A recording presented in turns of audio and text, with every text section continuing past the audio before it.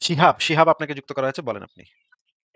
ভাই আমি একদিন আপনার লাইভে যুক্ত হয়েছিলাম ওই যে সৃষ্টি এবং তৈরি নিয়ে। আপনি আমাকে বলছিলেন যে সৃষ্টি এবং তৈরি সংজ্ঞাটা জেনে আসতে। আমি জেনে আসছি। আচ্ছা, আপনি কি আমাদের মানে আমার ইউটিউব চ্যানেলের ভিডিওগুলো দেখেছেন এই বিষয়ে? হ্যাঁ, হ্যাঁ, একটা প্লে লিস্ট আছে, ওটা আমি দেখছি ৩-৪টা। আচ্ছা, আচ্ছা। তাহলে এখন বলেন আপনার যে কি শিখলেন বা কি জানতে পারলেন বা যেটা জানতে পারছেন সেই বিষয়ে কোনো মতামত আছে নাকি বা কোনো সমালোচনা আছে কিনা সেটা বলেন।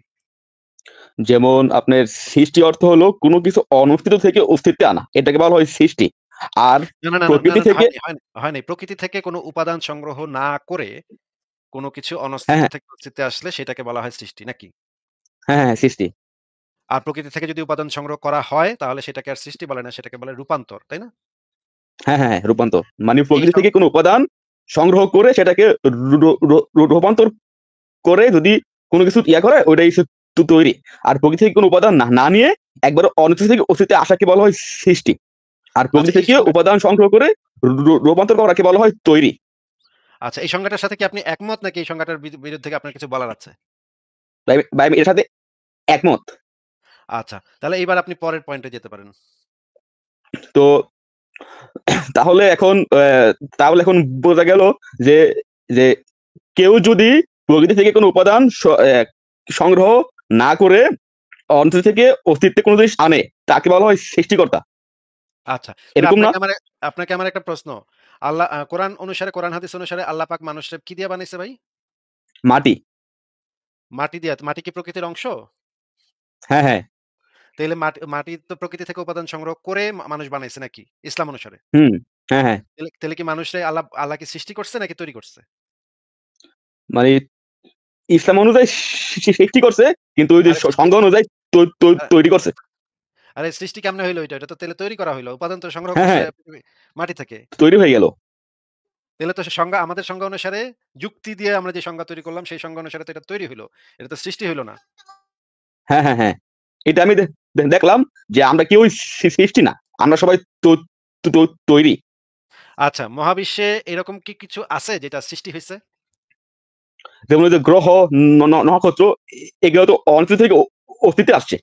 না, এগুলা তো প্রকৃতি থেকে উপাদান সংগ্রহ করেই এগুলা হইছে। কারণ এগুলা হচ্ছে মহাবিশ্বের সমস্ত পদার্থ হচ্ছে শক্তির একটা রূপ। হ্যাঁ? এটা কি আপনি বোঝেন যে হ্যাঁ, হ্যাঁ। আমরা যে পদার্থগুলা দেখি সেই পদার্থগুলা আসলে শক্তির একটা রূপান্তর।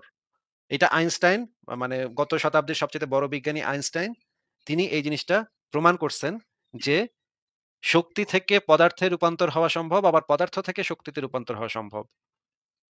এটা কি আপনি এখন শুনছেন ভাই কোথাও? না, এটা আমি ১ম শুনলাম। একটু পরে মানে আমি এটা আচ্ছা। নিয়ে পদার্থ পড়াশোনা করব।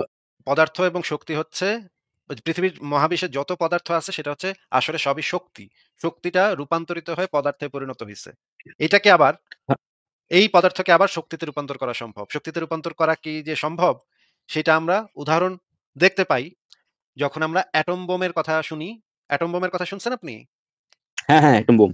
অ্যাটম বোম যে বানাইছিল হিরোশিমা নাগাসাকিতে যে অ্যাটম বোম ফেলা হয়েছিল সেইটা এই তত্ত্বের উপর ভিত্তি করেই তৈরি করা হয়েছিল যে যদি শক্তি থেকে পদার্থ হইতে পারে তাহলে পদার্থ থেকে তো আবারও শক্তি তৈরি করা সম্ভব।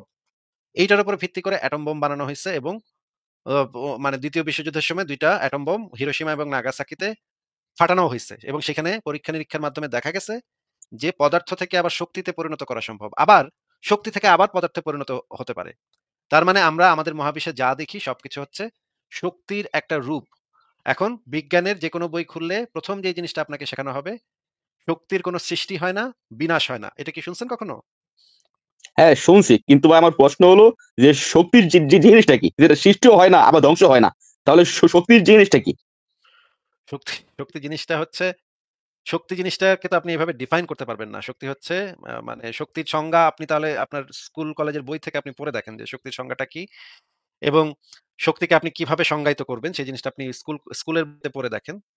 সেখানে শক্তির সংজ্ঞা দেয়া আছে। কিন্তু শক্তির মানে আমরা মানে যেকোনো বিজ্ঞানের বই খুললে আপনি সবচেয়ে ১ম এ যেটা দেখবেন যে শক্তির কোনো বিনাশ নাই, কোনো সৃষ্টি নাই, কোনো বিনাশও নাই। শক্তি হচ্ছে একটা অবিনশ্বর জিনিস। এবং বিজ্ঞানের ১ম সূত্র হচ্ছে শক্তির অবিনশ্বরতা সূত্র। মানে শক্তি কোনো সৃষ্টিও হয় না, বিনাশও হয় না। শক্তি হচ্ছে চিরন্তন। এইটা বিজ্ঞানের একটা প্রতিষ্ঠিত সত্য এবং এটা বিজ্ঞানের একদম প্রথম দিকের মানে সূত্র। এই সূত্রটা তো আপনি পড়ছেন। আপনি যদি স্কুলে পড়ে থাকেন তাহলে তো এটা অনেক জায়গাতেই পড়ার কথা নাকি?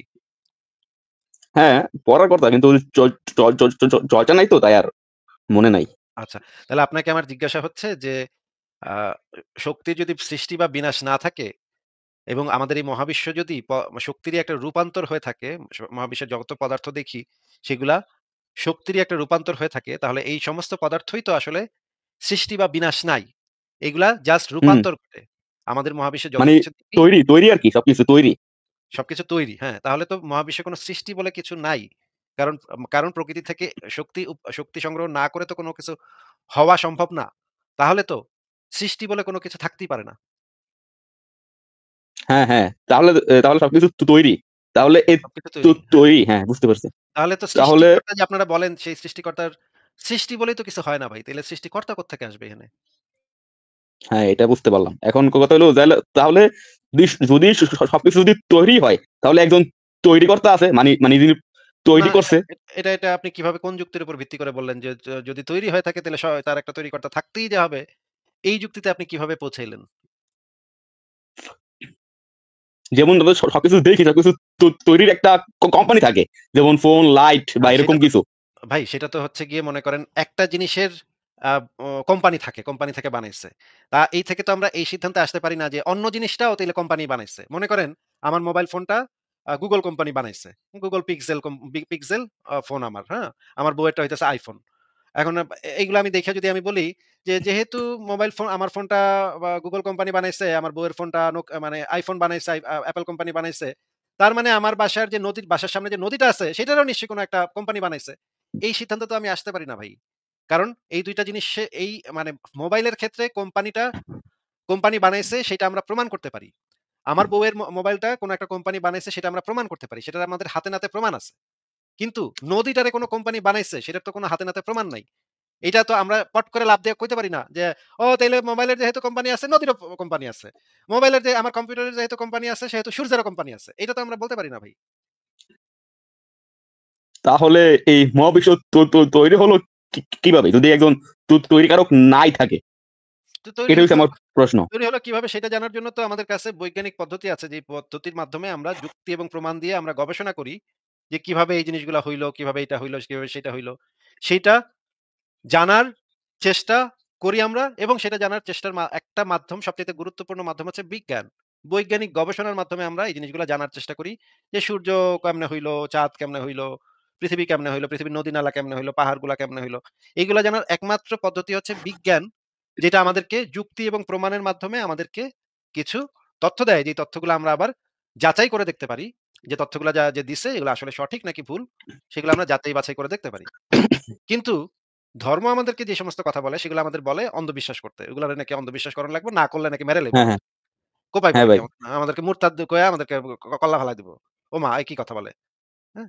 তো ভাই আমি এগুলা তো ভাই পুরোনো কালের কুসংস্কার। হ্যাঁ ভাই। আমি ১৫ দিন আগে মুসলমান ছিলাম। কিন্তু আপনাদের লাইভ শুনে এখন নাস্তিক হয়ে গেছি। এখন আমি আর না, মানি না কোন ধর্ম-টর্ম করি না, মানি না। এখনই যে আপনার নাস্তিক হয়ে যাইতে হবে এমন কোন কথা নাই। আগে আরো ভালোভাবে বুঝেন, ভালোভাবে জানেন। ১৫ দিন এটা খুব কম সময়, হ্যাঁ?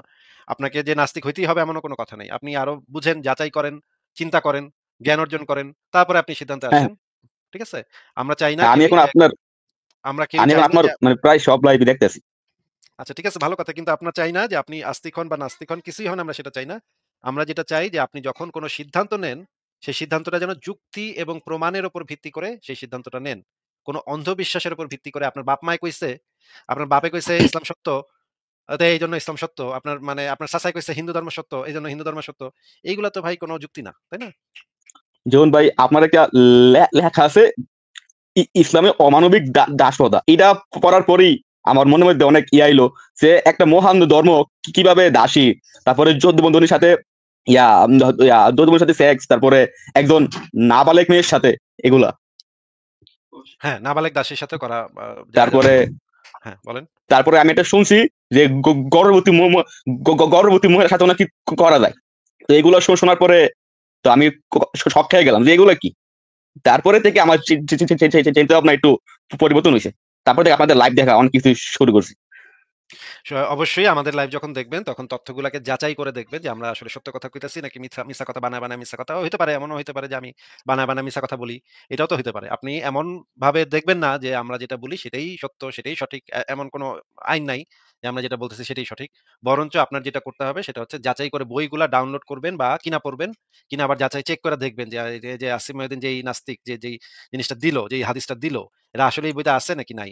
এগুলা যাচাই করে দেখবেন এবং নিজে যুক্তি দিয়ে বিচার বিবেচনা করে চিন্তা করবেন যে এই কথাটা যে বলল এটা সঠিক কিনা। হ্যাঁ ভাই। ঠিক তো আছে, ভাই আর কি কিছু মানে বলবেন?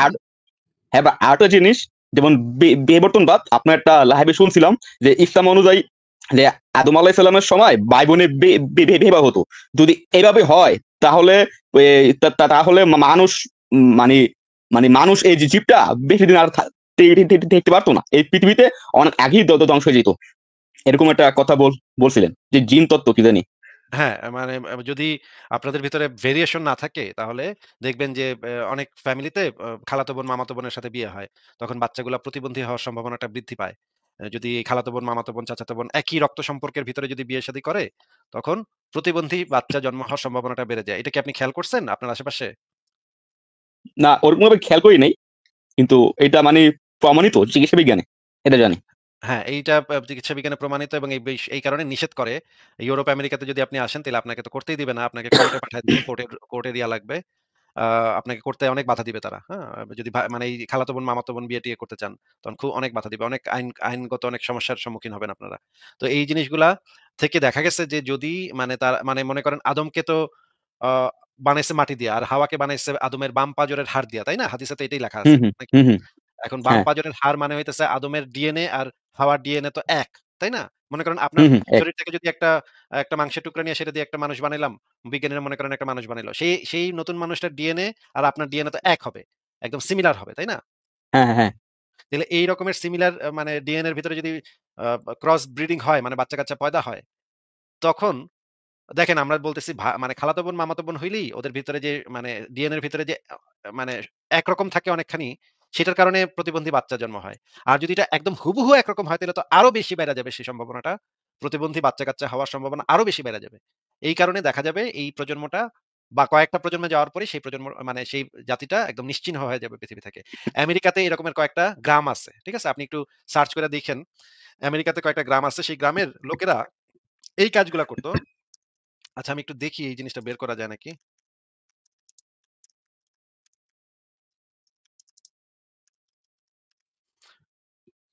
আমি এইরকমের একটা গ্রামের আমি দেখছি এবং আমি মানে শকড হইছি খুবই। আমেরিকাতে এরকমের একটা মানে গ্রাম আছে। সেই গ্রামের ভিতরে এই রকমের হইতো। মানে প্রচুর বাচ্চা-কাচ্চা মানে এক পুরা গ্রামটাই ছিল এই রকমের। আমি আপনাকে দেখাচ্ছি, একটু দেখেন। আ খুবই ভয়ংকর অবস্থা। আমি আ এটা সরায় দিই এবং আমি স্ক্রিনে দেখাই। এটা দেখার পরে আমার মানে এটা খুবই মানে যারা হচ্ছে বাচ্চা-কাচ্চা তারা দেখেন না। তারা মানে যাদের হার্ট দুর্বল তারা দেখেন না। এই এই জিনিসটা হচ্ছে আ আচ্ছা, ভুল জিনিস দেখিয়েছি। এটা হচ্ছে সেই গ্রামটা। এখানে দেখেন inside America's most inbred family that speaks in grunts. এখানে দেখেন এই ফ্যামিলিটা, এই যে এই ফ্যামিলিটা এবং তাদের কয়েকটা ছবি এখানে আছে। এই দেখেন এই যে এই বাচ্চা-কাচ্চাগুলা জন্ম হইছে তাদের। দেখতে পাচ্ছেন আপনি? হ্যাঁ, হ্যাঁ। এই ফ্যামিলি এই গ্রামটার সবাই এই কাজগুলা করত। মানে তারা হচ্ছে ভাই-বোন মানে মানে যারা মানে একদম ক্লোজলি রিলেটেড মানে সম্পর্কিত, রক্ত সম্পর্কিত তাদের ভিতরে এই ধরনের ইয়াটা হইতো। এই কারণে পুরা গ্রামটাতে মানে গ্রামের মানুষের চেহারা দেখেন এবং তাদের হাবভাব দেখেন, তাদের ভাবভঙ্গি দেখেন, কথাবার্তা দেখেন। কথাবার্তার ভিতরে দেখবেন যে মানে সমস্যা আছে। কোন একটা জেনেটিক সমস্যা আছে এদের। প্রত্যেকেরই প্রত্যেকেই এরকমের নানা ধরনের জেনেটিক সমস্যা নিয়ে হয়। ঠিক আছে? হুম, তারা তো এভাবে বেশি দিন বাঁচতে পারবো না। বেশিদিন বাঁচতে পারে না এবং তারা দ্রুত কয়েকটা জেনারেশন পরেই তাদের বেশিরভাগ মানুষ মরে-টরে যায়। এখন তো এই এটা রকমের হ্যাঁ, বলেন। তো এটা দিয়ে আমি দেখলাম যে আসলে বিবর্তন বার্তা মানে সত্য, আর ইসলামের যে কাহিনীগুলো বলে এটা মানে অসত্য, কারণ এভাবে তো হয় না। এটা আমি চাক্ষুষ প্রমাণ যুক্তি প্রমাণ দিয়ে দেখতে সেটা হয় না। হ্যাঁ, আবার বলা আছে যে আদম নাকি ৯০ ফুট লম্বা ছিল। ভাই ৯০ ফুট লম্বা মানুষ থাকা তো সম্ভব না। পৃথিবীতে ৯০ ফুট মানুষ থাকা একেবারে একটা অসম্ভব একটা ব্যাপার। সে তো হাঁটতেই পারব না। ৯০ ফুট তো হাঁটাই সম্ভব না। এরকমের উদ্ভট কল্পকাহিনী, গাঁজাখুরি কথাবার্তা ধর্মগুলোতে বলা আছে। এগুলা মানুষ বিশ্বাস করে কিছু মানুষ। কিন্তু এগুলো তো আসলে মানে যুক্তি দিয়ে চিন্তা করলে এগুলো বোঝা যায় যে এগুলা সব মানে খুবই পুরোনো কালের রূপকথা, রূপকথার গল্প। হ্যাঁ, তারপরে হিন্দু ধর্মে আজকে আপনার একটা হিন্দু ধর্মে এগুলা হিন্দু ধর্মের ভিতরে এগুলা রূপকথা আছে। হিন্দু ধর্মেও বলে হুম, এগুলা মানে ভংচং কথাবার্তা ৪ হাত আলা, ৫-১০ হাত আলা মানুষ। তারপরে মানে ৩ মাথা আলা মানে কি ব্রহ্মা না বিষ্ণু ৩ মাথা। এগুলা ভাই উদ্ভট সব জিনিসপত্র দিয়ে ভর্তি এগুলা। তারপরে ভাই আজকে আপনার একটা লাইভ দিয়েছিলাম যে মহাকাশ নিয়া, যে কোরআনে বলা আছে যে আগে পৃথিবী, তারপর মহাকাশ। কিন্তু সায়েন্স প্রমাণ করছে যে না, আগে মহাকাশ পরে পৃথিবী। হ্যাঁ, কোরআনে ইসলামে যেটা বলা আছে মহাকাশ এবং একই সাথে হইছিল কিন্তু মহাকাশকে ছড়ানো হইছে বা মহাকাশকে সাজানো হইছে পৃথিবীর পরে। মানে তখন ছিল যখন পৃথিবীকে বানানো হইতেছে তখন মহাকাশ ছিল একটা ধূম্রপুঞ্জ। মানে মহাকাশে যত গ্রহ নক্ষত্র তারা আছে সেগুলো সমস্ত কিছুর উৎপত্তি ঘটছে পৃথিবীতে গাছপালা তৈরির পরে মানে অনেক পরে। এই যে হাদিসে পরিষ্কারভাবে বলা আছে সোমবার দিন কি বানাইছে, রবিবার দিন কি বানায়, হ্যাঁ, সোমবার ওটা দিন আমি দেখছি, রেফারেন্স তো ভিডিওটা আমি দেখছি। এরপরে গিয়া আকাশের দিকে মনোনিবেশ করলেন আল্লাহ। তারপর আকাশ তখন ছিল ধূম্রপুঞ্জ বিশেষ।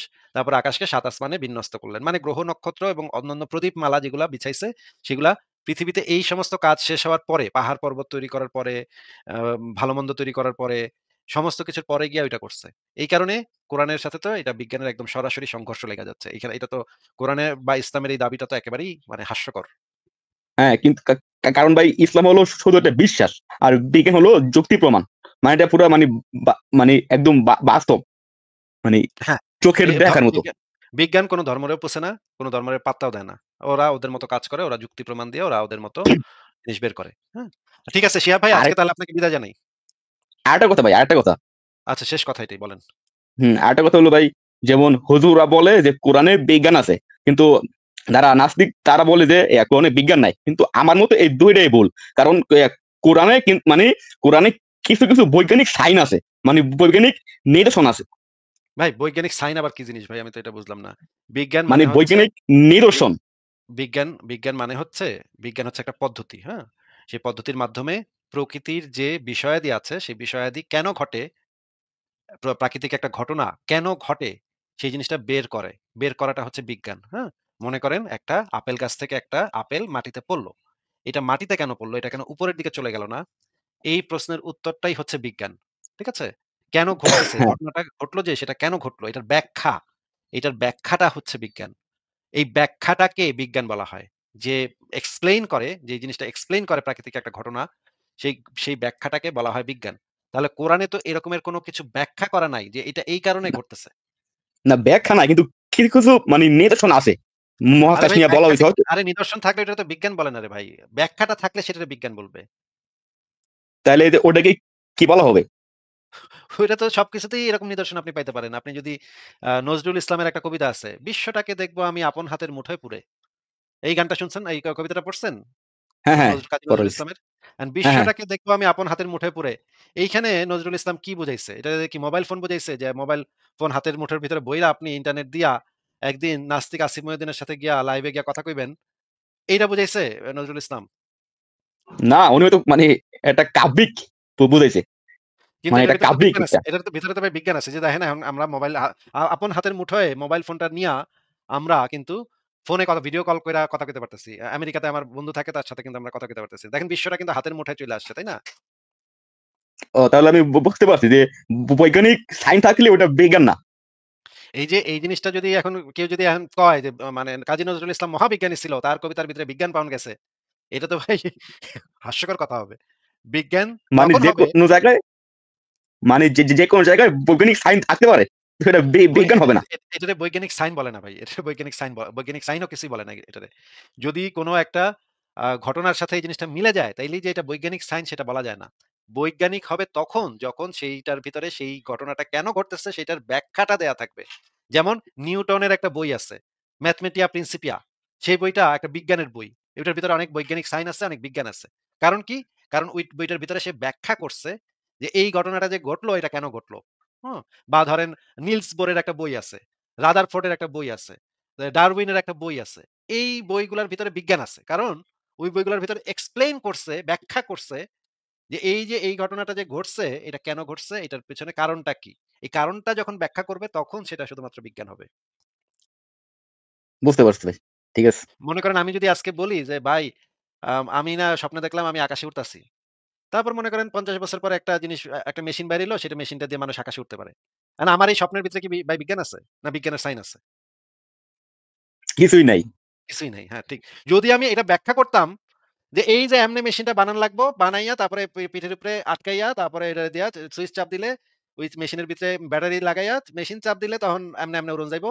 এটা যদি আমি ব্যাখ্যা করে দিতাম, তখন শুধুমাত্র এটা বিজ্ঞান হইতো। বিজ্ঞানের কোন একটা সাইন হইতো। এছাড়া আমি যদি খালি কই যে ভাই আমি স্বপ্নে দেখছি ভাই আকাশে উড়তাছি ভাই।